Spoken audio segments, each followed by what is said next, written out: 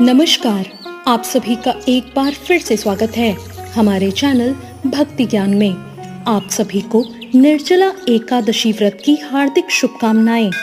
आइए आज के पावन दिन मिलकर सुनते हैं निर्जला एकादशी व्रत की कथा।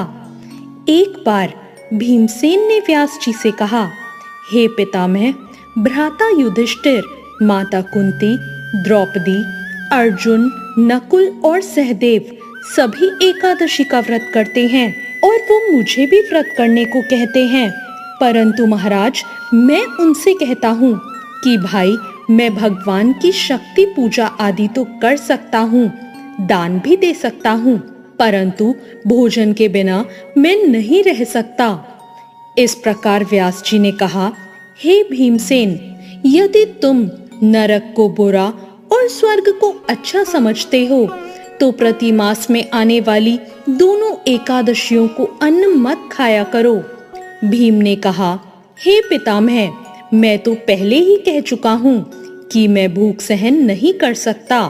यदि वर्ष भर में कोई एक ही व्रत हो तो मैं वो रख सकता हूँ, क्योंकि मेरे पेट में व्रत नामक अग्नि है जो भोजन किए बिना संतुष्ट नहीं होती। भोजन करने से वो शांत रहती है, इसलिए पूरा उपवास तो क्या, एक समय भी बिना भोजन शांत रहना कठिन है। अतः आप मुझे कोई ऐसा व्रत बताइए जो वर्ष में केवल एक ही बार करना पड़े और मुझे स्वर्ग की प्राप्ति हो जाए।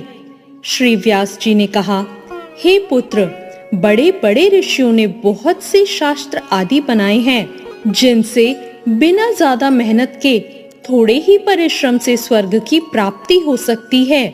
इस प्रकार शास्त्रों में दोनों पक्षों की एकादशी का व्रत मुक्ति के लिए रखा जाता है। व्यास जी के वचन सुनकर भीमसेन नरक में जाने के नाम से भयभीत हो गए और कांपकर कहने लगे, अब मुझे क्या करना चाहिए? मास में 2 व्रत तो मैं नहीं कर सकता। हाँ, पूरे वर्ष का एक व्रत करने का प्रयत्न मैं अवश्य कर सकता हूँ। ये सुन के व्यास जी ने कहा कि वृषभ और मिथुन की संक्रांति के बीच ज्येष्ठ माह के शुक्ल पक्ष की जो एकादशी आती है उसका नाम निर्जला है। तुम उस एकादशी का व्रत करो। इस एकादशी के व्रत में स्नान और आचमन के सिवा जल वर्जित है। आचमन में 6 मासे से अधिक जल नहीं होना चाहिए, अन्यथा वह मद्यपान के समान हो जाता है। इस दिन भोजन नहीं करना चाहिए, क्योंकि भोजन करने से व्रत नष्ट हो जाता है। यदि एकादशी को सूर्योदय से लेकर द्वादशी के सूर्योदय तक जल ग्रहण ना करो तो सारी एकादशियों के व्रत का फल प्राप्त हो जाता है। द्वादशी को सूर्योदय से पहले उठकर स्नान आदि करके ब्राह्मणों को दान देना चाहिए। इसके बाद भूखे और सपात्र ब्राह्मणों को भोजन कराकर खुद भी भोजन कर लेना चाहिए। इसका फल पूरे एक वर्ष की संपूर्ण एकादशियों के बराबर होता है। व्यास जी ने कहा, हे भीमसेन, ये मुझको स्वयं भगवान ने बताया था। इस एकादशी का पुण्य समस्त तीर्थों और दानों से अधिक है। जो मनुष्य निर्जला एकादशी का व्रत करते हैं उनकी मृत्यु के समय यमदूत आकर नहीं घेरते। भगवान के पार्षद उसे पुष्पक विमान में बिठाकर स्वर्ग ले जाते हैं। अतः संसार में सबसे श्रेष्ठ निर्जला एकादशी का व्रत है, इसलिए यतन के साथ इस व्रत को करना चाहिए। उस दिन ओम नमो भगवते वासुदेवाय मंत्र का उच्चारण करना चाहिए और संभव हो तो गोदान भी अवश्य करना चाहिए। इस प्रकार व्यास जी की आज्ञा अनुसार भीमसेन ने इस व्रत को किया। इसलिए इस एकादशी को भीमसेनी या पांडवी एकादशी भी कहा जाता है।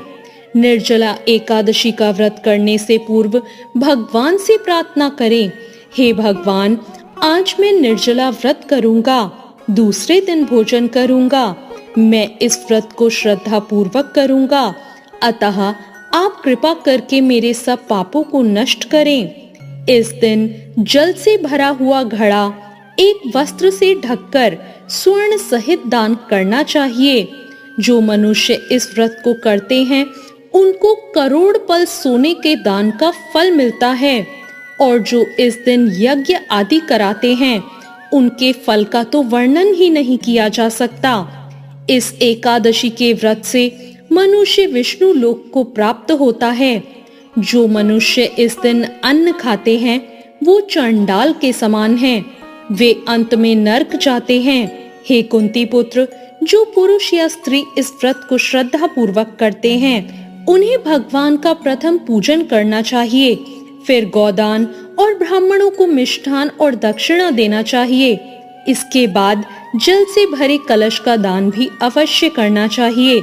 निर्जला के दिन अन्न, वस्त्र, जूते, चप्पल आदि का दान भी किया जाता है। जो मनुष्य भक्ति पूर्वक इस कथा को पढ़ता या सुनता है उनके भी पापों का नाश होता है। तो ये थी आज की कथा। आपको ये कथा कैसी लगी कमेंट करके जरूर बताएं। साथ ही मेरे चैनल भक्ति ज्ञान को सब्सक्राइब करना ना भूलें। धन्यवाद।